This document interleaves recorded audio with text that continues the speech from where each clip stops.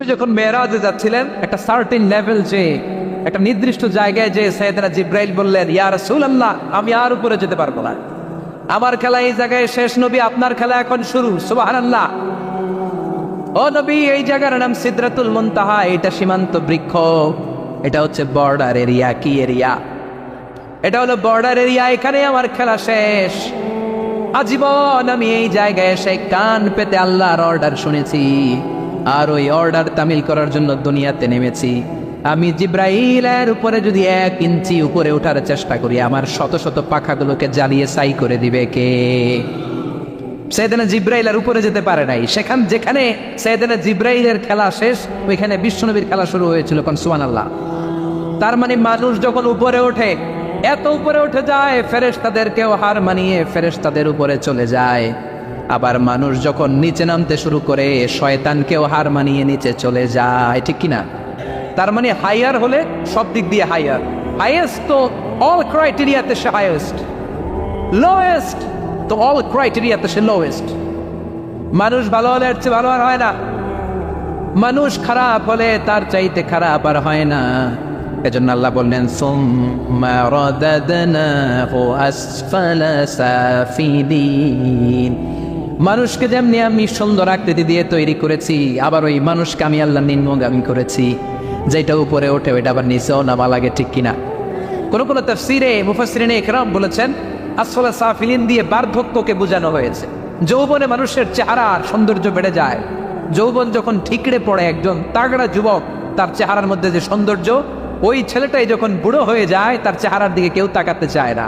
রং ধরা যৌবন জং ধরে নাই, জং ধরে শেষ। ঠিক কিনা? আবার কোন কোন মুফাসসির বলেছে, না, এটা নৈতিক অধঃপতন। সুম্মা রাদাদনাহু আসফালা সাফিলিন। মানুষ যখন নিম্নগামী হয়, সবচেয়ে খারাপ হয়ে যায়। এই মানুষের মধ্যে যখন নেফাকি দেখা দেয়, মানুষ যখন মুনাফিক হয়ে যায়, সবচেয়ে খারাপ হয়ে যায়। মুনাফিকের চরিত্র যখন একজন মানুষের মধ্যে সে ধারণ করে, নিচে যেতে যেতে এত নিচে সে চলে যায়, শয়তান দেখে অবাক হয়ে যায়। শয়তান দেখে মনে মনে কয়, এইটাই যদি দুনিয়ায় আইবো, আমারে আল্লাহ বানাইছে কেন? কথা বুঝতে পারছেন? মানুষ এত নিচে যায়, শয়তান অবাক হয়ে বলে, এইটাই যদি দুনিয়াতে থাকবে, তো আমি তৈরি হইলাম কেন? আমি শয়তান হইলাম কেন? এজন্য মানুষ ভালো হলে সবচেয়ে ভালো, খারাপ হলে সবচাইতে খারাপ। তার কারণটা কি? মানুষ যখন খারাপ হয়, পশুর চাইতেও খারাপ হয়ে যায়। জোরে বলেন ঠিক কিনা? আমরা বলি না, তুই পশুর চাইতেও অধম। মানবিকতা হারিয়ে যখন মানুষ অন্যায় কাজ করে, তখন আমরা বলি তুই পশুর চাইতেও অধম। ঠিক কিনা? এজন্য বলা হয়, জনসংখ্যা বাড়ছে, মানুষ বাড়ছে না। বাড়ছে জনসংখ্যা, বাড়ছে কি? মানুষ বাড়ছে নাকি? মানুষ নাই। এই দুনিয়া এখন তো সেই দুনিয়া নাই, মানুষ নামের মানুষ আছে, দুনিয়া বুঝায়। সেই মানুষের ভিড়ে আমার আসল মানুষ নাই। এই দুনিয়া এখন তো সেই দুনিয়া নাই, মানুষ নামের মানুষ আছে, দুনিয়া বোঝায়। সেই মানুষের ভিড়ে আমার আসল মানুষ নাই। আসল মানুষের বড় অভাব। এজন্য বাড়ছে জনসংখ্যা, মানুষ বাড়ছে না। মানুষ যখন খারাপ হয়ে যায়, পশুকেও হার মানায়। আল্লাহ বলে, উলাইকা কাল আনআম বাল হুম আদাল উলাইকা হুমুল গাফিলুন। কারণ একটা সিংহ কখনো আর একটা সিংহকে মারে না। খেয়াল করে বুঝেন, সিংহ কোনোদিন সিংহ মারে নাকি? বাঘ বাঘ মারে নাকি? হাতি কোনোদিন হাতি মারে নাকি? কিন্তু মানুষ মানুষকে মারে। ঠিক কিনা? আওয়াজ করে উত্তর দেন, একটা বাঘ আর একটা বাঘকে 8 টুকরা 10 টুকরা করে নাকি? একটা হাতি আর একটা হাতিকে কোনোদিন 20 টুকরা 14 টুকরা করে নাকি? কিন্তু একটা মানুষ আর একটা মানুষকে 8 টুকরা 14 টুকরা 20 টুকরা করে। ঠিক কিনা? এজন্য আল্লাহ বললেন, সুম্মা রাদাদনাহু আসফালা সাফিলিন। মানুষ যখন শ্রেষ্ঠ হয়, মানুষের চাইতে শ্রেষ্ঠ যেমনি কেউ আর হতে পারে না। আবার মানুষ যখন নিকৃষ্ট হয়ে যায়, মানুষের চাইতে নিকৃষ্ট আর কেউ হতে পারে। এজন্য ভালো হওয়ার দরকার আছে না নাই? তার মানে মানুষ যেমনি উপরে ওঠে আবার নিচেও নামতে পারে, মানুষের যেমনি সুযোগের সম্ভাবনা বেশি, মানুষের মধ্যে বিপদ খুব বেশি, কিন্তু দুই শ্রেণীর ব্যক্তিকে বিপদ স্পর্শ করে না। কয় শ্রেণী? আরো জোরে বলে। আল্লাহ বললেন সে দুই শ্রেণী হলো ইল্লাল্লাযীনা আমানু ওয়া আমিলুস সালিহাতি ফালাহুম আজরুন গায়রু মামনুন। যারা ঈমান আনবে আর সৎকর্ম করবে, এক আল্লাহর উপরে যারা বিশ্বাস রাখবে আর যারা দুনিয়াতে নেক আমল করবে, তাদের জন্য প্রতিদান রেখেছে কে? তাদেরকে জান্নাত দেওয়ার জন্য প্রস্তুত হয়ে আছে আল্লাহ। জোরে কোন ঠিক কিনা? ওই জান্নাতে ঢোকার ইচ্ছা আছে না নাই? জান্নাতে যেতে চান তো আপনারা? যেতে চান না কারা কারা? হাত তোলেন তো। জান্নাতে যেতে রাজি আছেন? রাজি আছেন সবাই? আল্লাহ এই দুনিয়াতে তুমি যেমনি আমাদেরকে একত্রিত করলা, জান্নাতের ময়দানেও তুমি আমাদেরকে একত্রিত করে দিও, পড়ে না আমিন। জান্নাতেও যেন আমরা এভাবে বসে বসে তাফসীরুল কোরআনের ময়দানে থাকতে পারি, তুমি তৌফিক দাও, চিল্লায় পড়ে না আমিন। এজন্য আল্লাহ বললেন বিপদ মুক্ত হতে চাইলে দুইটা কাজ করতে হবে। এক হলো ইল্লাল্লাযীনা আমানু, ঈমান আনতে হবে। কার উপরে? জোরে বলেন কার উপরে?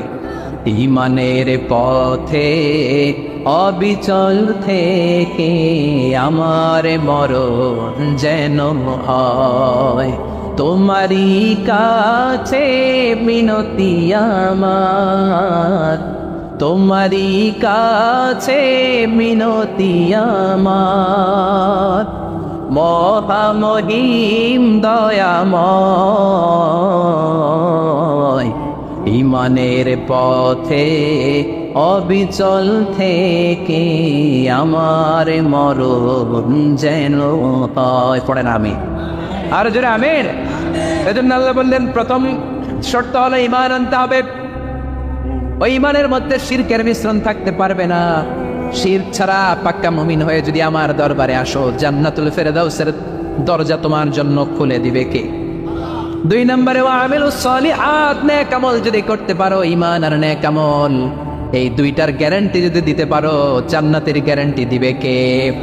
এরপর আল্লাহ বললেন ফামা ইউকাযযিবুকা বা'দু বিদ্দীনি আলাইসাল্লাহু বিআহকামিল হাকিমিন। এত সুন্দর সুন্দর চারটা কসম দিয়ে ওয়াজ নসিহত করার পরে ও নবী, কারা আখিরাতকে অস্বীকার করে, কারা জান্নাত এবং জাহান্নামকে অস্বীকার করে? ও নবী, আমি আল্লাহ কি শ্রেষ্ঠতম বিচারক নই? আলাইসাল্লাহু বিআহকামিল হাকিমিন। আল্লাহ এখানে আপনাদেরকে প্রশ্ন করেছে। কি করেছে? কথা বলে কি করেছে? He put a question to the audience. Allah just put a question to the listener. শ্রোতাদের কাছে আল্লাহ একটা প্রশ্ন রেখে দিয়েছে। 8টা আয়াতের সূরা, সূরা তো 3। যখন আপনি পড়ে শেষ করলেন, আল্লাহ একটা প্রশ্ন দিয়ে শেষ করবেন। আল্লাহ বললেন আলাইসাল্লাহু বিআহকামিল হাকিমিন। আমি আল্লাহ কি শ্রেষ্ঠ বিচারক নই? আল্লাহ কি শ্রেষ্ঠ বিচারক নন? আমরা বললাম বালা, অবশ্যই আল্লাহ আপনি শ্রেষ্ঠ বিচারক। আবু দাউদের বর্ণনা, বিশ্বনবী বলেন কেউ যদি সূরা 3 পড়া শুরু করে, পড়তে পড়তে পড়তে পড়তে শেষ আয়াতে যখন চলে আসে, সে যখন পড়ে আলাইসাল্লাহু বিআহকামিল হাকিমিন, এর মানে হলো আমি আল্লাহ কি শ্রেষ্ঠ বিচারক নই? আমি আল্লাহ কি আহকামুল হাকিমিন নই? সূরা 3 শেষ আয়াতে যখন কেউ পৌঁছে যায়, সেজন্য আল্লাহর প্রশ্নের জবাব দিয়ে তারপরে সূরাটা শেষ করে। সেজন্য বলে বালা ওয়া আনা আলা যালিকা মিনাশ শাহিদিন। ও আল্লাহ, আমি সাক্ষ্য দিলাম অবশ্যই আপনি আহকামুল হাকিমিন, আপনি শ্রেষ্ঠ বিচারক। কারণ আল্লাহর চাইতে শ্রেষ্ঠ বিচারক আর কেউ আছে নাকি? সব বিচারকের বড় বিচারক কে? সবচেয়ে বড় বিচারপতির নাম কি? দুনিয়ার বিচারপতিদের বিচার করবেন যেই বিচারপতি, ওই বিচারপতির নাম কি? আলাইসাল্লাহু বিআহকামিল হাকিমিন। আমি কি শ্রেষ্ঠ বিচারক নই? আল্লাহ প্রশ্ন। অফকোর্স ইউ আর দ্য জাজ অফ অল জাজেস। আল্লাহ হচ্ছে সব বিচারকের শ্রেষ্ঠ বিচারক। কারণ আল্লাহর বিচারে কোনো 2 নাম্বারই নাই, আছে নাকি? আল্লাহর বিচারে কোনো জুলুম নাই, আছে নাকি? আল্লাহর বিচারের ময়দানে ঘুষ দেওয়ার সিস্টেম নাই, আছে নাকি? আল্লাহর বিচারের দিন কোনো টেলিফোন কলে কোনো কাজ হয় না, আছে নাকি? এজন্য আল্লাহ বললেন ওয়ামা আনা বিযাল্লামিন লিল আবিদ, আমার বিচারটা এত স্বচ্ছ বিচার, এত চমৎকার বিচার, এই বিচারে কেউ জুলুমের শিকার হবে না। ফামাই ইয়ামাল মিসকালা যাররাতিন খায়রান ইয়ারা ওয়া মান ইয়ামাল মিসকালা যাররাতিন শাররান ইয়ারা। আমার বিচারটা এমন বিচার, যাররা পরিমাণ ভালো করেছো ওইটাই পাবা, যাররা পরিমাণ খারাপ করেছো সেটাও বাবা। যে যতটুকু করেছো পরিণাম তার ততটুকু, এটাই হলো আল্লাহর বিচার, ঠিক কিনা? বিশ্বনবী মক্কা থেকে মদিনাতে হিজরত করার পরে মদিনায় যে 16 মাস কিংবা 17 মাস ওই মসজিদুল আকসার দিকে হয়ে নামাজ পড়েছেন, সুবহানাল্লাহ। 17 মাস পরে আবার মসজিদুল আকসা থেকে কাবার দিকে বিশ্বনবীর কিবলা পরিবর্তন করে দিল কে? পৃথিবীতে 3টা মসজিদ সবচাইতে সেরা, মনে রাখবেন। ইসলামিক জেনারেল নলেজ, এটা ইসলামিক সাধারণ জ্ঞান। পৃথিবীতে 3টা মসজিদ সবচাইতে সেরা। কয়টা? 1 নম্বর হচ্ছে মসজিদুল আকসা। মসজিদের নাম কি? সুবহানাল্লাযী আসরা বিআবদিহি লাইলাম মিনাল মাসজিদিল হারামি ইলাল মাসজিদিল আকসা। প্রশংসা ওই আল্লাহর যিনি তার নবীকে, যিনি তার বান্দাকে মেরাজের রাতে মসজিদুল হারাম থেকে মসজিদুল আকসায় ভ্রমণ করিয়েছে। মেরাজের রাত্রিতে বিশ্বনবী ওই মসজিদটা ভ্রমণ করেছিলেন এবং বিশ্বনবী বলেছেন, খবরদার, স্পেশাল সওয়াবের নিয়তে, বিশেষ সওয়াব পাওয়া যাবে এই নিয়তে পৃথিবীর 3টা মসজিদ ছাড়া আর কোনো মসজিদে সফর করা জায়েজ। তার প্রথম হলো মসজিদুল আকসা। এই মসজিদুল আকসার ভেতরে 1 রাকাত নামাজ পড়লে 500 রাকাতের সওয়াব দেয় কে? 2 নম্বর মসজিদে নববী, বিশ্বনবীর কবর যেই মসজিদের মধ্যে রয়েছে, ওই মসজিদে 1 রাকাত নামাজ পড়লে 1000 রাকাত নামাজের সওয়াব দেয় কে? 3 নম্বর মসজিদুল হারাম, যেই মসজিদুল হারামের মাঝখানে আল্লাহর ঘর রয়েছে, ওই ঘরে 1 রাকাত নামাজ পড়লে 1 লক্ষ রাকাতের সওয়াব আমল নামায় দিবে কে? আর যদি জামাতে পড়েন আরো 27 দিন বেশি, তার মানে 1 রাকাতে 27 লক্ষ রাকাতের সওয়াব। সুবহানাল্লাহ কইবেন না? যাইতে মনে চায় সৌদি আরব, যাইতে মনে চায় মক্কা, যেতে মনে চায় মদিনাতে, বিশ্বনবী শুয়ে আছেন সেখানে। দেখা দাও রাসূলুল্লাহ, ধন্য করো দিদারে, আমি কেঁদে কেঁদে হই গো সারা, ধন্য করো দিদারে। 2 সাথীকে পাশে নিয়ে হায় ঘুমিয়ে আছো নিঝুম নিরালায়, আমি সইতে পারি না বিরহ জ্বালা, ধন্য করো দিদারে, ডেকে লও হাবিবাল্লাহ,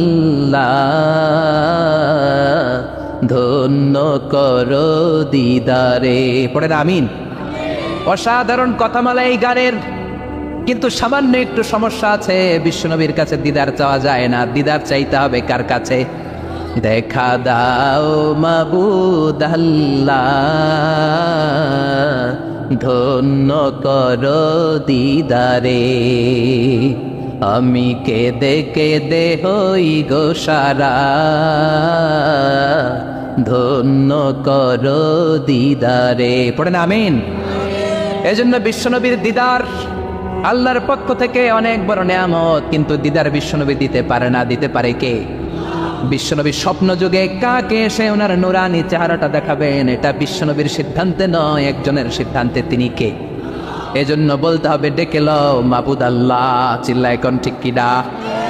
এজন্য বিশ্বনবীর এই মসজিদে নামাজ পড়লে 1 রাকাতে 1000 রাকাতের সওয়াব, মসজিদুল আকসাতে পড়লে 1 রাকাতে 500 রাকাতের সওয়াব, আবার মসজিদুল হারামে 1 রাকাত নামাজ পড়লে 1 লক্ষ রাকাতের সওয়াব দিবে কে? তার মানে তিনের জৈতুন বলে আল্লাহ ফিলিস্তিনের কসম কেটেছেন। আর এই ফিলিস্তিনের মধ্যে মসজিদুল আকসা রয়েছে, যেটা বিশ্বনবীর মেরাজের স্টেশন। বিশ্বনবী মেরাজ করতে যে ওইখানে ব্রেক নিয়েছে, ওইখানে বিশ্বনবী ট্রানজিট নিয়েছে। ট্রানজিট ছিলেন তো? আপনি সৌদিতে যদি উমরা করতে যান, সৌদি এয়ারলাইন্সে গেলে ডিরেক্ট ফ্লাইট, কিন্তু কাতার এয়ারওয়েজে গেলে, এমিরেটসে গেলে আপনাকে কাতারে ট্রানজিটে যেতে হবে, এমিরেটসে ট্রানজিটে যেতে হবে। বিশ্বনবীর মেরাজটাও হয়েছে এইভাবে। সরাসরি রব্বুল আলামিন বিশ্বনবীকে আল্লাহর আরশের টান দিয়ে একেবারে নিয়ে যায় নাই। বিশ্বনবীকে মক্কাতুল মুকাররমা থেকে প্রথমে বিশ্বনবীকে ইয়াসরিবে নেওয়া হয়েছে। বিশ্বনবী ওনার চাচাতো বোন উম্মে হানির ঘরে শোয়া ছিলেন। সাইয়েদনা জিব্রাইল ঘরের চালটা ফাঁকা করে বিশ্বনবীকে তুলে নিয়ে হাতিমে কাবার মধ্যে বসালেন।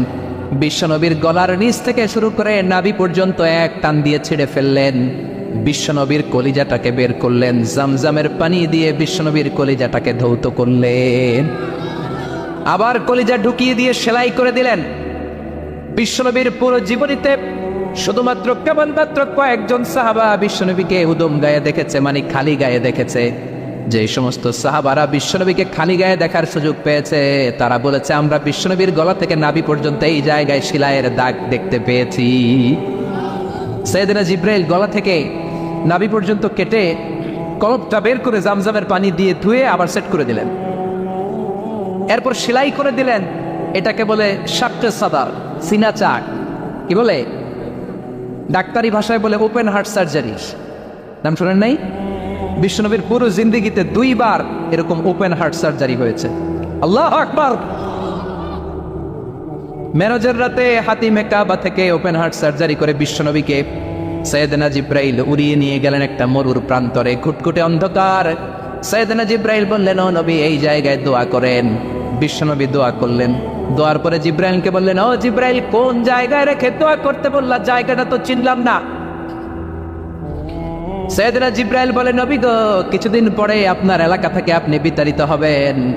আপনার এলাকা থেকে বিতাড়িত হয়ে যেই জায়গায় আপনি হিজরত করতে যাবেন, এই জায়গাটা হলো ওই জায়গা, হিজরতের জায়গা। জায়গাটার নাম হলো ইয়াসরিব। ইয়াসরিব মদিনার পূর্ব নাম হচ্ছে ইয়াসরিব। আবার সেখান থেকে বিশ্বনবীকে তুলে এক পাহাড়ের উপরে নেওয়া হলো। এগুলো মেরাজের রাতের ঘটনা। ওই পাহাড়ে নামিয়ে বলা হলো, ও নবী আপনি দোয়া করেন। তার মানে প্রথম স্টেশন মদিনা, ইয়াসরিবে দ্বিতীয় স্টেশন পাহাড়ের উপরে। ব্রেক নিচ্ছেন। ব্রেক নিয়ে নিয়ে বড় জার্নির জন্য বিশ্বনবীকে তৈরি করছে কে? কারণ একটু পরে এমন জোরে টান দিবে 7 আকাশ ভেদ করে আল্লাহর আরশে চলে যেতে হবে। চিল্লা এখন ঠিক কিনা? পাহাড়ের উপরে নামিয়ে বললেন, ও নবী দোয়া করেন। বিশ্বনবী পাহাড়ের উপরে দোয়া করলেন। এবার বললেন, ও জিব্রাইল আইয়ু জাবালিন হাদা, অন্ধকার, ঘুটঘুটে অন্ধকার, কিছু দেখি না, এটা আবার কোন পাহাড়?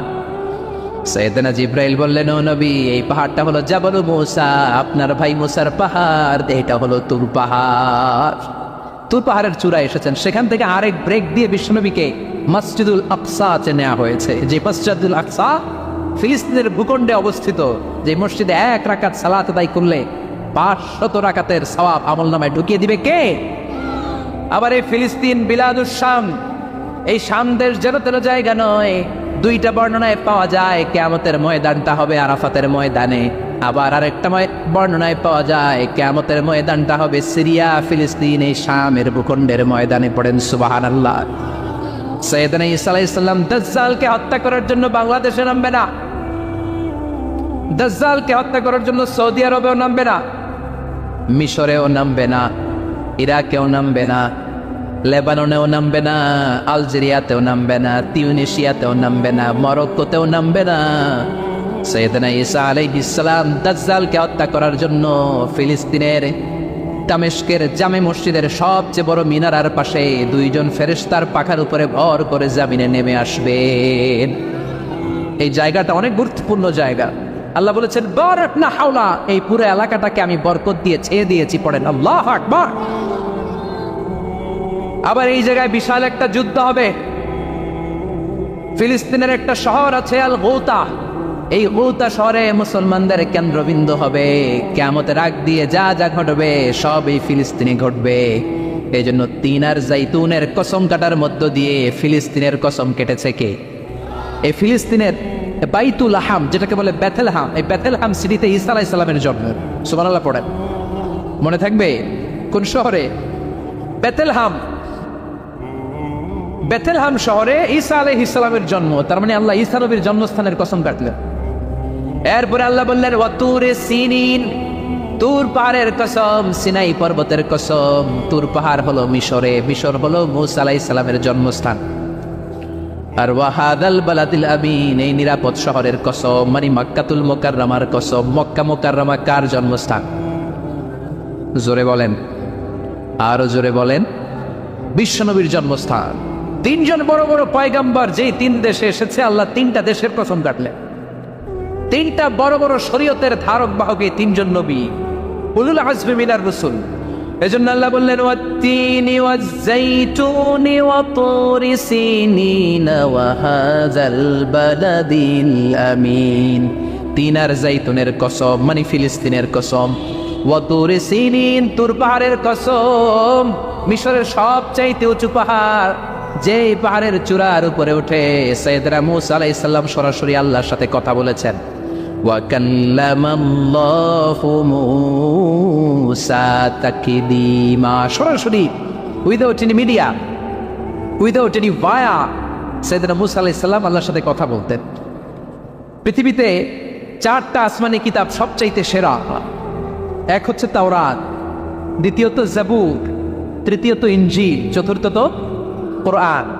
তাওরাত আল্লাহ নাজিল করেছেন সাইয়েদনা মূসা আলাইহিস সালামের উপর, জাবুর নাজিল করেছেন দাউদ আলাইহিস সালামের উপর, ইনজিল নাজিল করেছেন ঈসা আলাইহিস সালামের উপর, আর বিশ্বনবীর উপর নাজিল করেছেন কোরআন, ঠিক কিনা? এই তাওরাতকে রব্বুল আলামিন স্বয়ং নিজ হাতে লিখে কাঠের ফলকের মধ্যে, তক্তার মধ্যে লিখে সাইয়েদনা মূসা আলাইহিস সালামকে দিয়েছে। সুবহানাল্লাহ। এটাকে আরবিতে বলে আলওয়াহ। লাউহের প্লুরাল হচ্ছে আলওয়াহ। কাঠের তক্তার মধ্যে আল্লাহ নিজে তাওরাত লিখেছেন। কিসের মধ্যে লিখছেন? কথা বলেন, শুনতেছেন? মনোযোগ আছে? কাঠের তক্তার মধ্যে তাওরাত লিখলেন, লিখে মূসা আলাইহিস সালামকে বললেন, মূসা ফিহি বুরহান, ফিহি হুদা, ফিহি হিদায়া। এই হচ্ছে তাওরাত কিতাব, আমি নিজ হাতে লিখে দিয়েছি। এর মধ্যে হেদায়েত আছে, এর মধ্যে বরকত আছে, এর মধ্যে বুরহান আছে, দলিল আছে। যাও এই কাঠের তক্তার মধ্যে লেখা তাওরাত কিতাবকে নিয়ে যাও, বনি ইসরাইলের কাছে এই তাওরাত কিতাবের দাওয়াত দাও। সাইয়েদনা মূসা আলাইহিস সালাম ছিলেন এক শক্তিশালী নবী।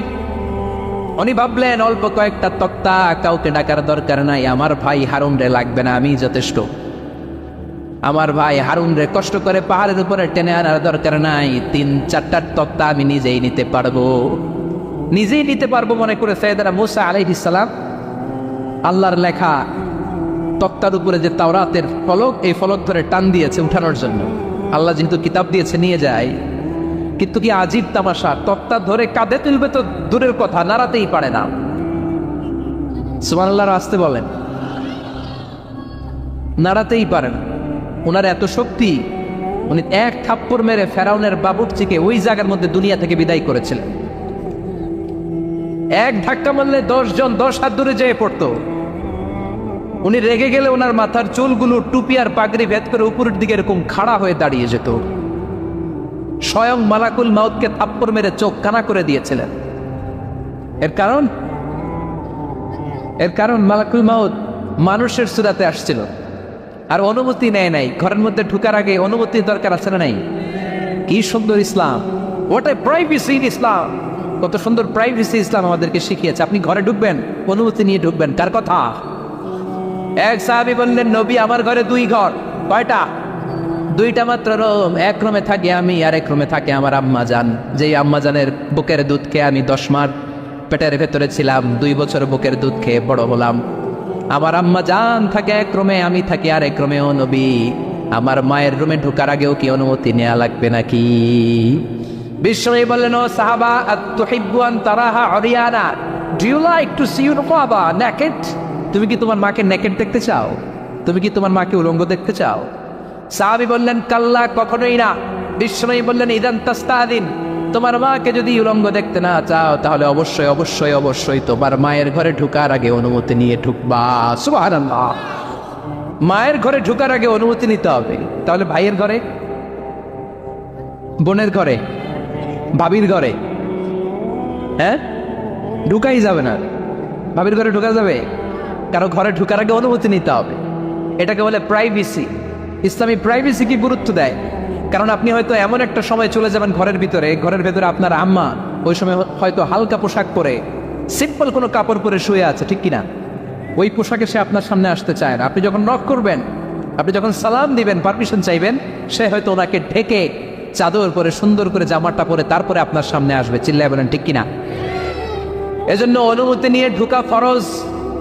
কারো ঘরে যখন যাবেন আগে সালাম দিবেন, 3 বার সালাম দিবেন। 3 বার সালাম দেওয়ার পরে যদি উত্তর না পাওয়া যায় চলে যাবেন। কার কথা মানতে রাজি আছেন তো? এগুলো মানি না, এই জন্যই ঘরে অশান্তি, ফ্যামিলিতে অশান্তি, চোখের হেফাজত নাই, নজরের হেফাজত নাই। এই নজরের লাগাম যদি টেনে ধরতে পারেন, ফ্যামিলির 50% সমস্যা এমনি চলে যাবে। চিল্লা এখন ঠিক কিনা? সাইয়েদনা মূসা আলাইহিস সালামের কাছে মালাকুল মাউত, মৃত্যুর ফেরেশতা, মানুষের সুরাতে এসেছিল, অনুমতি নেয় নাই, হুট করে ঘরে ঢুকছে, ঢুইকা কয় আনা মালাকুল মাউত, আমি মৃত্যুর ফেরেশতা, জিইতু আন আকবাদা রূহাক, আপনার রূহ কবজ করতে আসছি। মূসা আলাইহিস সালাম দেখতেছে একজন সলিমুদ্দি। মূসা নবী দেখে কি, আর সলিমুদ্দি কয় কি, আমি মালাকুল মাউত। ভেজাল আছে না নাই? সাইয়েদনা মূসা আলাইহিস সালাম দেখে দিব্যি সাধারণ মানুষ, আর সে বলে আমি তোমার রূহ কবজ করতে এসেছি। মূসা আলাইহিস সালাম রেগে গেলেন, অনেক মেজাজ ওলা নবী ছিলেন, রাগের চোটে এক থাপ্পড় দিলেন। থাপ্পড় খেয়ে মালাকুল মাউতের এক চোখ নাই। বুখারীর বর্ণনা, ফাসাক্কাহু ফাফাকুআ আইনা, থাপ্পড় মারলেন, চোখ শেষ। মালাকুল মাউত বাঁচার জন্য দিলেন দৌড়, এক দৌড়ে আল্লাহর আদেশে আল্লাহর আরশে চলে গেলেন। যে বলে মাবুদ এমন নবীর কাছে পাঠিয়েছেন, আরসালতানি ইলা আবদিন লা ইউরিদুল মাউত, এমন বান্দার কাছে পাঠিয়েছে ওই বান্দা মরতে চায় না, খালি মারতে চায়। কি করতে চায়? মরতে চায় না, মারতে চায়। দেখেন কি করছে আল্লাহ, বললেন ও মালাকুল মাউত, ভুল করছো, সালাম দাও না, অনুমতি নাও না, মানুষের সুরাতে গেছো, আর নবীও সাধারণ নবী না, মেজাজওয়ালা নবী। ঠিক কিনা? চিন্তা করে লাভ নাই, আমি কথা বলবো। সাইয়েদনা মূসাকে আল্লাহ ডেকে বললেন, ও মূসা, তুমি নাকি মরতে চাও না, খালি মারতে চাও। সাইয়েদনা মূসা বলেন, না মাবুদ, আমি তো চিনি নাই, এটা যে মালাকুল মাউত আমি তো চিনি নাই, চিনলে তো তার গায়ে আমি হাত তোলার সাহস করতাম না। আল্লাহ বললেন, ও মূসা যাও, দা'য়াদাকা আলা মাতনি সাউর, ওই যে একটা গাভী দেখা যায়, ষাঁড় দেখা যায়, ওই গরুর পিঠের উপরে তোমার ডান হাতটা রেখে দাও। সাইয়েদনা মূসা আলাইহিস সালাম গরুর পিঠের উপরে ডান হাত রাখলেন। আল্লাহ বললেন, মূসা তোমার ডান হাতের নিচে গরুর যতগুলো পশম, প্রত্যেকটা পশমের বিনিময়ে তোমার 1 বছর করে হায়াত আমি বাড়িয়ে দিলাম। মরতে যখন চাও না, মারতে যখন চাও, আরো কয়েক বছর মারো, হায়াত আমি বাড়িয়ে দিলাম। মূসা আলাইহিস সালাম বললেন, আল্লাহ সুম্মা মাযা, এই হাতের নিচে গরুর যত পশম তত আমার হায়াত বেড়ে যাবে। ধরলাম হাতের নিচে 2000 পশম, 2000 বছর হায়াত বাড়িয়ে দিলেন, কিন্তু সুম্মা মাদা, 2000 বছর পরে কি হবে, আগে ওইটা কোন, ওই জামালাটা ভাঙের আগে। আল্লাহ বললেন, মূসা সুম্মাল মাউত, তারপরে তো তোমাকে মরতেই হবে, এই পৃথিবীতে আসলেই মরতে হয়। কুল্লু নাফসিন যায়িকাতুল মাউত, এই পৃথিবীতে যারা একবার আসবে তাদেরকেই মরতে হবে। ঠিক কিনা?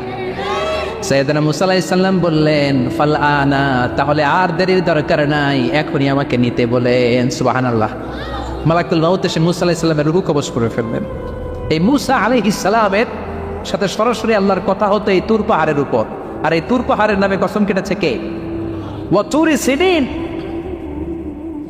আল্লাহ বললেন, তিন আর জাইতুনের কসম, মানে ফিলিস্তিনের কসম। ওয়া তুরি সিনিন, তুর পাহাড়ের কসম, যেই তুর পাহাড়ের উপরে আমি তাওরাত কিতাব নাজিল করেছি। তাওরাত কিতাবটাকে কাঠের ফলকের মধ্যে লিখে বললেন, মূসা নিয়ে যাও। মূসা আলাইহিস সালাম নিতে পারে না। মনে আছে? মনে আছে আপনাদের না ভুলে গেছেন? মূসা আলাইহিস সালাম ধরলেন, নাড়াতে পারেন না, আর কাঁধে তুলবে তো দূরের কথা, নাড়াতেই তো পারেন। এত শক্তিশালী নবী। তাওরাতের যে আলওয়াহুত তাওরাত, তাওরাতের ফলক, এই বাণীগুলো নিয়ে বাণীবাহকের কাজ করবে, বার্তাবাহকের কাজ করবে, বনী ইসরাইলের কাছে এই পয়গাম পৌঁছে দিবে, কিন্তু তুলতেই তো পারে না। আল্লাহর ডেকে বলে, আল্লাহ পারি না। আল্লাহ বললেন, ট্রাই করো, ট্রাই এগেইন, আবার চেষ্টা কর, দেখো না পারো কিনা। হাবিল সাইয়েদনা মূসা আলাইহিস সালাম ভাবলেন, এই দিক দিয়ে পারি না, ওই দিক দিয়ে তুললে মনে হয় পারবো। এবার তক্তার ওই পাশ দিয়ে নাড়াচাড়া শুরু করছে, ওই দিক দিয়েও পারে না। এবার ভাবলেন, এক কাজ করি, মাঝখান দিয়ে দেখি নাড়াতে পারি কিনা। সাইয়েদনা মূসা আলাইহিস সালাম কাঠের তক্তাগুলোর মাঝখান দিয়ে তুললেন, টান দিলেন, কিন্তু তক্তা নড়ে, নাড়ানোই যায় না। কাঁধে তুলবে তো দূরের কথা। সাইয়েদনা মূসা আলাইহিস সালাম অপরাধ হয়ে আল্লাহর ডেকে বললেন, ও মাবুদ, পারি না। আল্লাহ আসলে চাচ্ছে মূসা যেন বলে পারি না। মূসা পারে না, এটা শুনতে আল্লাহর বড় মনে চায়। সুবহানাল্লাহ কইবেন না? কারণ সব জায়গায় উনি পারে আর মারে।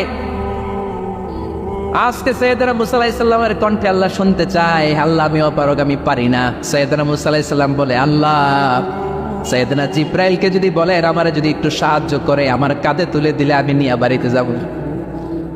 সৈয়দনা জিব্রাইলকে একটু বলেন। আল্লাহ বললেন, যাও জিব্রাইল, হেল্প আউট মুসা, মুসা আলাইহিস সালামকে সাহায্য করো।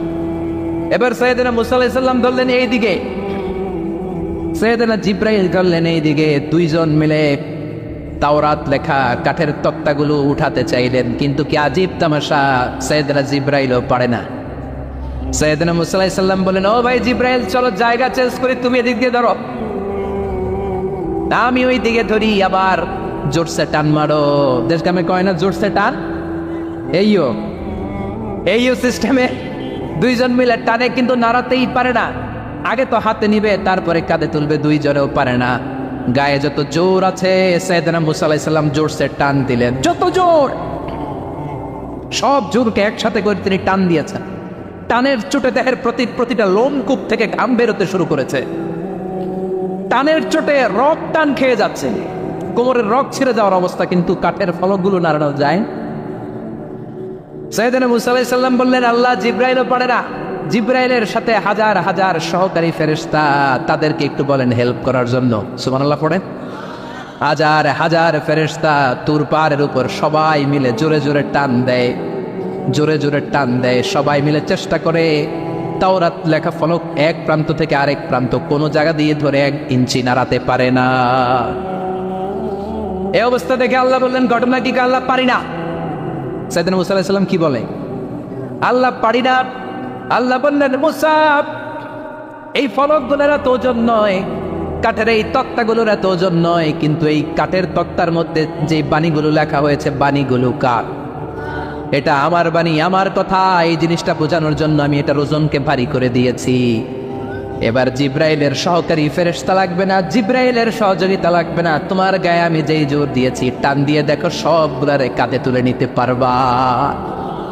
সাইয়েদনা মুসা আলাইহিস সালাম এবার বিসমিল্লাহ বলে সবকিনি তাওরাত লেখা কাঠের তক্তাগুলো কাঁধে নিয়ে এক দৌড়ে বাড়ি। আল্লাহু আকবার।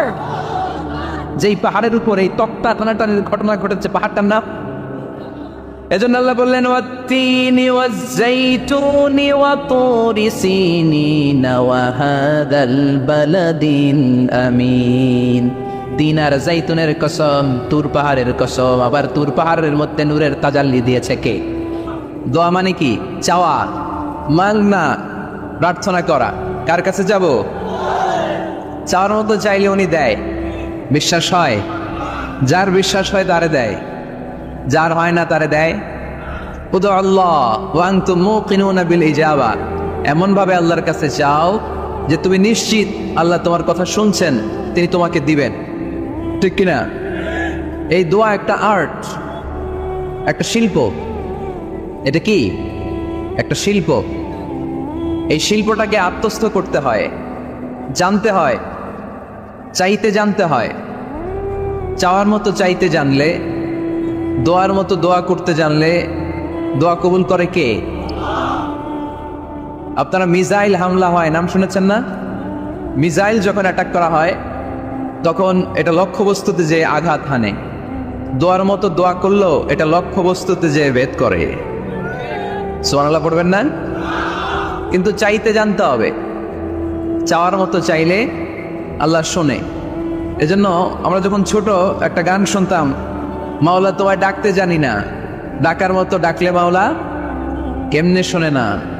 এজন্য ডাকার মতো ডাকতে হয়, চাওয়ার মতো চাইতে হয়।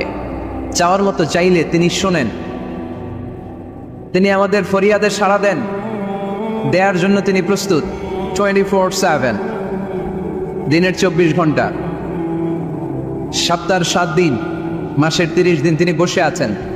শেষ রাতে প্রথম আকাশে বিশেষভাবে মনোনিবেশ করেন আর বলেন, আলা মিন মুস্তাগফিরিন আগফির আলা। কার ক্ষমা দরকার? ক্ষমা চাও, ক্ষমা করে দেব। আমাদের তো ক্ষমা টমার দরকার নেই। আমরা সবাই নিষ্পাপ নাকি গুনাহগার নাকি পাপী? শুধু পাপী না পাপীর ঘরের পাপী? কেউ না জানুক, আমার পাপের খবর রাখে একজন, তিনি কে? পৃথিবী জানে না, জানে কে? দরজা বন্ধ করে লাইট অফ করে একা একা পাপ করছি। পুলিশ দেখে নাই, র্যাব দেখে নাই, বন্ধু বান্ধব দেখে নাই, পরিবারের কেউ দেখে নাই, দেখলো কে? সবার চোখ ফাঁকি দেয়া গেলেও ফাঁকি দেয়া যায় না একজনের চোখ। চোখটা কার? তার চোখকে কখনো ফাঁকি দেয়া যায় না। এজন্য আমরা সবাই পাপী, শুধু পাপী না, পাপীর ঘরের পাপী। 14 গোষ্ঠী আমাদের পাপী, তাই না? তো এই জন্য আমাদের ক্ষমা চাওয়া উচিত খুব বেশি বেশি আল্লাহ তাআলার কাছে। আমরা সবাই পাপী, শেষ সাথে আল্লাহ ডাকে, কার পাপ আছে বলো, ক্ষমা চাও, ক্ষমা করে দেব। কে অন্যায় করেছে বলো, ক্ষমা চাও, ক্ষমা করে দেব। চোখের পানি ছেড়ে যদি ক্ষমা চাই, মাফ করে দেয় কে? চোখের পানির এত মর্যাদা, আল্লাহ এটারে বড্ড পছন্দ করে। 2 ফোঁটা পানি আল্লাহর কাছে সবচেয়ে প্রিয়। কয় ফোঁটা? আজকে এই মেসেজটা নিয়ে যেতে হবে ঘরে। 2 ফোঁটা পানি রবের দরবারে খুব প্রিয়। আওয়াজ করে বলতে হবে, কয় ফোঁটা? এক হলো জেহাদের ময়দানে শহীদের গা থেকে বের পড়া রক্তের ফোঁটা। আমরা শহীদ হতে চাই কি চাই না? শাহাদাতের তামান্না যদি কারো অন্তরে না থাকে, এটা কি মুমিন না মুনাফিক? আর শাহাদাতের তামান্না নিয়ে কেউ যদি বিছানায় পড়েও মারা যায়, শহীদদের কাতারে তারে উঠাই দিবে কে? প্রথম হচ্ছে জেহাদের ময়দানে শহীদের গা থেকে দাঁড় করে ছড়ে পড়া রক্তের ফোঁটা, একটা গেল। 2 নম্বর হচ্ছে অনুতপ্ত বান্দার চোখের পানির ফোঁটা।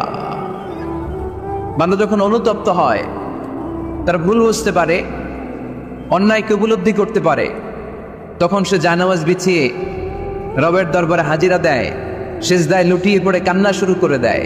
এই চোখের পানির এত পাওয়ার, এই চোখের পানি অনুতপ্ত বান্দার চোখ বেয়ে নাকের ডগাবে মাটিতে পড়ার আগেই আল্লাহ বান্দার জীবনের সব গুনাহ মাফ করে দেয়। এজন্য চোখের পানি বেশি বেশি ফেলার দরকার আছে না নাই? আমাদের হৃদয়টা অনেকের বড় শক্ত, চোখ দিয়ে পানি নামে না। সেই কবে যে সর্বশেষ কান্না করেছিলাম মনেই নাই, এরকম অনেকে আছে না নাই? সেই কবে যে কাঁদছিলাম মনে নাই, হুজুর কান্নাই তো আসে না। বড্ড পাষাণ হৃদয় আমাদের। এজন্য আল্লাহর কাছে চাইতে জানতে হয়। চাওয়াটা একটা শিল্প, দোয়া করাটা একটা শিল্প। এটাকে শিখতে হয়, এটাকে আয়ত্তে আনতে হয়, এটাকে বশে আনতে হয়, এটার সাথে আবেগ, ভালোবাসার উচ্ছ্বাস যুক্ত করতে হয়, চোখের পানির ছোঁয়া লাগাতে হয়, তাহলে এটা আরশের মধ্যে যে নক করে। আর হুজুর দোয়া করতেছে অন্যদিকে তাকায় আছে, এরকম আসরা নাই, তো এই দোয়ায় কোনো লাভ হবে না। সিনসিয়ার দোয়া ইজ লাইক এ মিসাইল, আর দোয়া ও সিলাহুল মুমিন। দোয়া হচ্ছে মুমিনের অস্ত্র, ট্যাঙ্ক, মিসাইল। এগুলো আমাদের অস্ত্র না, আমাদের আসল অস্ত্র আমাদের দোয়া। বুঝে নাই বোধহয়? আসল অস্ত্র কি? এজন্য we have to always keep in touch with our Lord. সব সময় আল্লাহর সাথে কিপ ইন টাচ, আল্লাহর সাথে টাচে থাকতে হবে, ঠিক কি না? লুজ টাচ হইলেও হবে না, কিপ ইন টাচ অলওয়েজ। বিপদে পড়লেই একজনের কাছে ফরিয়াদ করবো, তিনি কে? তিনি দেওয়ার জন্য বসে আছেন, চাইলেই তিনি দেন। এটা আমাদের অস্ত্র। যেখানে সবকিছুর কারিশমা শেষ, সেখানে দোয়ার কারিশমা শুরু। আমরা অনেক সময় শুনি ক্যান্সারে আক্রান্ত। ক্যান্সার নামে একটা রোগ আছে না? ডাক্তাররা বলে ক্যান্সার যার নাই অ্যান্সার। ডাক্তার ঘোষণা দিছে এই রোগী তো বাঁচবে না, সর্বোচ্চ বাঁচলে 6 মাস। কয় মাস? এরপরেও দেখা গেল লোকটা 10 বছর বেঁচে ছিল। এরকম আছে না নাই? সব ডাক্তার ফেল, ঘোষণা দিয়েছে 6 মাস বাঁচবে, কিন্তু বেঁচে রইল 10 বছর। এই যে 10 বছর বেঁচে রইল, কিসের কারিশমা? আল্লাহর কারিশমা, দোয়া, দোয়ার বদৌলত। এই জন্য বেশি বেশি দোয়া করতে রাজি আছেন তো? বেশি বেশি দোয়া করতে হবে, দোয়া করলেই লাভ। জীবনের যত দোয়া আপনি করেছেন, আপনার দোয়া কবুল করছে কে? তবে সাথে সাথে সবসময় করে না। 3টা পদ্ধতিতে আল্লাহ দোয়া কবুল করেন। কয়টা পদ্ধতিতে? আল্লাহর কাছে চাইলে আল্লাহ বলে ওকে ফাইন, দিব কবুল, দিব, অ্যাকসেপ্টেড, ইয়েস। দিব না, রিজেক্টেড, নো। এগুলো আল্লাহ কখনো বলে? আল্লাহ সবসময় বলে ইয়েস, অ্যাকসেপ্টেড, দেব। তবে 3 ভাবে দেয়। কয় ভাবে? আপনি দোয়া করলেন, চাইলেন। প্রথম পদ্ধতি, চাওয়ার সাথে সাথে আল্লাহ দোয়া কবুল করে নেয় আর দিয়ে দেয়, পেয়ে আপনি খুশি হয়ে যান, আলহামদুলিল্লাহ পড়েন। দ্বিতীয় পদ্ধতি, আপনি আল্লাহর কাছে চাইলেন, আর অল্প কয়েক মিনিট কথা, আর অল্প কয়েক মিনিট, বসো না, এরকম করো না, আওয়াজ করো না। বেশিরভাগ ইয়াং ছেলেপেলে আসছে, 15 থেকে 25 বছর। এগুলার ঠিক কিনা? আগে খেলতো ক্রিকেট, এখন চলে আসে কোরআনের ময়দানে। খুশি না বেজার? তা আমি এই জন্য আমি সম্বোধন করি তুমি বলে। আমি এদেরকে কি বলি? আমি বলি যে এই বসো বসো। তো একজন আমার আবার চিঠি লেখছে, হুজুর আপনি যে বসো বসো বলেন, অনেক মুরব্বীও তো আছে। আমি বলি ভাই আমার মাহফিলে মুরব্বীরা কম, ইয়াংরা বেশি, ঠিক কিনা? আর যখন মুরব্বী বাজানদেরকে উদ্দেশ্য করে বলি তখন বলি বসেন, কিন্তু আমি যখন বলি বসেন ছেলেরা আবার বলে বসেন বসেন। বেজাল আছে না নাই? তো এই জন্য বসো বললেও ঝামেলা, বসেন বললেও, হুজুর বিয়ে করলেও দোষ, হুজুর বিয়ে করে না এটাও দোষ, হুজুর দেখতে সুন্দর এটাও দোষ, হুজুর দেখতে বেশি স্মার্ট না এটাও দোষ, হুজুর খায় কম খাইতে পারে না দোষ, হুজুর খায় বেশি এটাও। অনেকে বলে হুজুর আপনি বেশি ইংরেজি বলেন এটা আপনার দোষ। আবার আমেরিকায় যারা থাকে তারা বলে হুজুর আরেকটু যদি ইংরেজি বাড়ায় বলতেন আমাদের ছেলেমেয়েরা বেশি বুঝতে পারতো, আপনি যে কম বলেন এটা আপনার দোষ। ভেজাল আছে না নাই? সব ভেজাল থেকে আল্লাহ তুমি এই জাতিকে নির্ভেজাল করে দাও। আর অল্প কয়েক মিনিট ডিস্টার্ব করো না। তো আল্লাহ তিন ভাবে আমাদের দোয়া কবুল করে। পদ্ধতি নাম্বার 1, চাওয়া মাত্রই দিয়ে দেয়, বলে হ্যাঁ দিব তো দিয়ে দেয়, আমরা খুশি। পদ্ধতি নাম্বার 2, আমরা যাই আল্লাহ এটা দাও, আল্লাহ তখনও বলে ইয়েস দেব, কারণ না বলে ফিরিয়ে দিতে আল্লাহ জানেন দেব, তবে সাথে সাথে দেন না, লেটার অন, দেরি করে। কখন দিলে আমার জন্য ভালো, এটা আমার চেয়েও ভালো জানে কে? দেরি করে দেয়। পদ্ধতি নাম্বার 3, আমি চাইলাম আল্লাহ এটা দাও, আল্লাহ বলে ইয়েস দেব, সাথে সাথে দেয় না, দেরি করেও দেয় না। এটা কিয়ামতের ময়দানের জন্য তিনি রেখে দেয়, যাতে ওই দিন বিপদের কালে এই দোয়ার বদৌলতে তিনি আমাদেরকে বাঁচিয়ে দিতে পারে। তাহলে যে এত এত দোয়া করি লাভ আছে না নাই? হয় সাথে সাথেই কবুল, নয় কিছু সময় দেরি করে কবুল, তা না হলে আখেরাতের অ্যাকাউন্টে আমাদের জন্য ব্যালেন্সে রেখে দিয়েছে কে?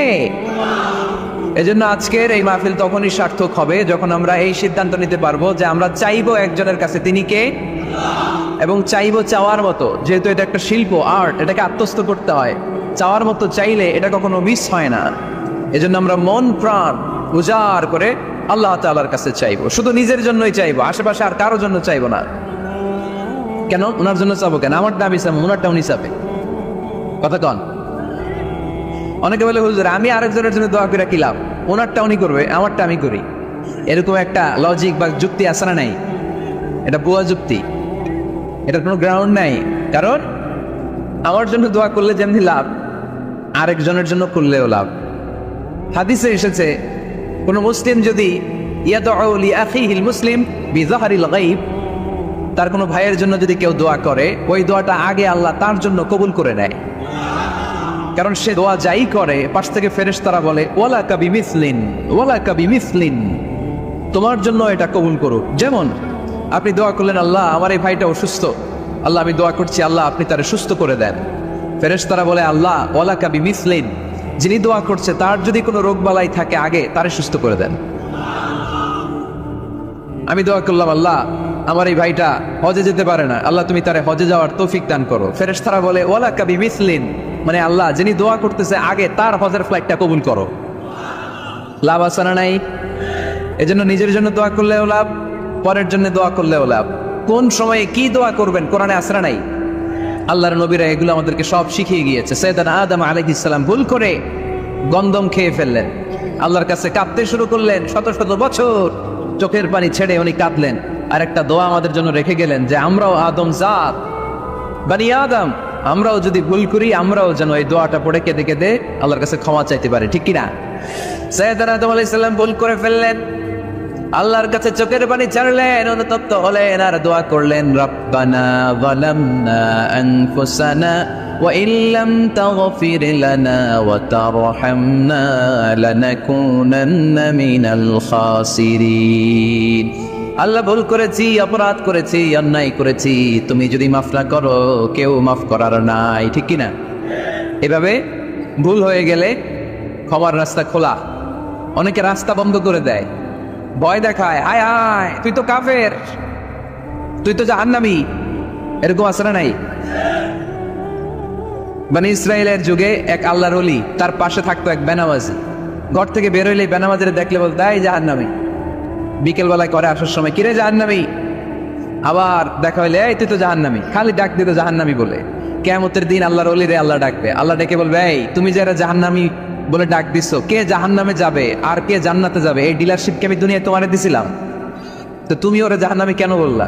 ও নামাজ পড়ে নাই, ও আমারে ডাকতে পারে নাই, কিন্তু তোর মতো বেয়াদবি করে নাই, চিল্লায় বলেন ঠিক কিনা?